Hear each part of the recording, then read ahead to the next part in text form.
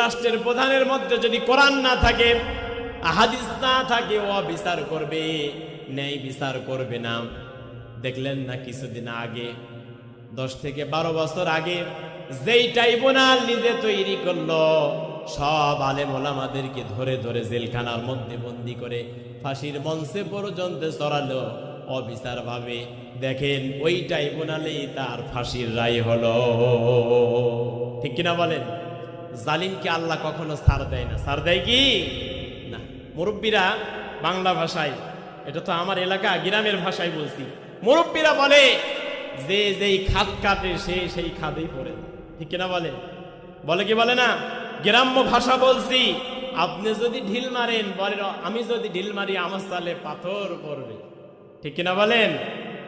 এই জন্য স্বৈরাচার হওয়া যাবে না, ন্যায় বিচারক হওয়া লাগবে। আর ন্যায় বিচারক হতে হলে আমার আপনার মধ্যে কোরআন থাকা লাগবে। ইমানটাকে যদি বাড়াতে চাই তাহলে কোরআন পড়ার দরকার আছে না নাই?